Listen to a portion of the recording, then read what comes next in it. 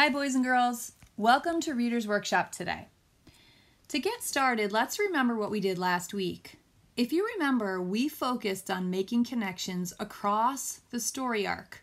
So for example, some of you were able to see that some of the characters or the setting were directly connected to the problem. Maybe the character was causing the problem, or maybe the setting was causing the problem. Others of you were able to make a connection between the problem and the solution. You were able to pick out the specific details that showed the problem and the solution. So by now, you have a really good understanding of the parts of the story mountain. You know that when you're reading a fictional piece, you're going to see characters and setting at the beginning, and then a rising action where problems and conflicts occur, followed by a turning point when things come to a climax and characters have to make big decisions. And then, of course, you expect a solution to the problem. But what I want to teach you today is that after you're done reading a fictional story, it's a really good time to stop and think about what life lessons or themes we can learn from that story. Now, when you're learning life lessons, we often start with problems. Let me tell you a story to illustrate what I mean. Last week, my daughter Olivia came home. She looked like this. I could tell right away something wasn't right. So I continued to collect some more details.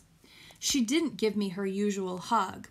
She went directly to her bedroom, and during dinner, she looked like this, withdrawn, quiet, ignoring her sisters, and again, went right to her bedroom again after dinner.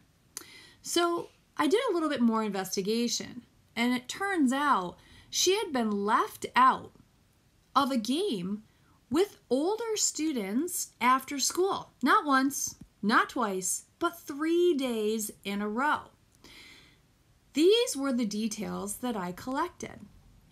Now, when you collect the details around a problem, you want to think, what do these details point to? Like, what's the big issue? Now, with Olivia, the big issue was her being accepted, being included. They weren't including her or accepting her in the game. So what I want to do is take this issue and develop a theme statement, something that I learned from this experience. And a statement we could make about this particular problem is, without acceptance by others, we can feel isolated, alone, and sad. Now, we know that problems and conflicts teach us lessons. This part of our life is important for us to think about. So to practice this, let's look at a problem or a conflict from the book Year of the Dog. You are probably either finished with this book or getting close to the end. Remember the scene where Grace has the conflict with the girls at the camp, and Grace says, "I never want to speak Chinese ever if it makes me mean like you." Here's another detail. She says this to her mom. "Why did you want me to have more Chinese friends?" And her mom says, "I thought it would be good for you to have friends from your own culture." When we collect these details, they help us think about the issue. What is the bigger issue around this conflict?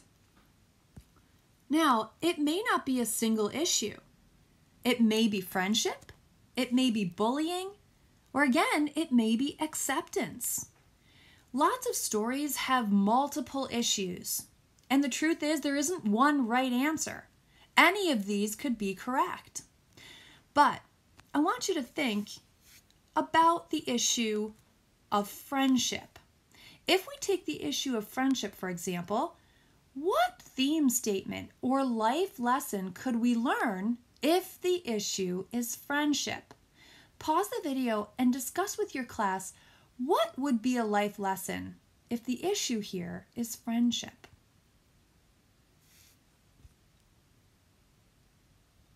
Now, you probably came up with an awesome theme statement, but remember, there isn't one single theme statement out of any book. There are many, many themes or life lessons that we can take away from any great book. One theme statement I created was, friendship isn't about being from the same background or culture. Let's take a different issue. Let's try bullying. Let's say the issue that we choose to write a life lesson about is bullying. Talk with your class about a possible theme statement that you could make if the issue were bullying. Pause the video now.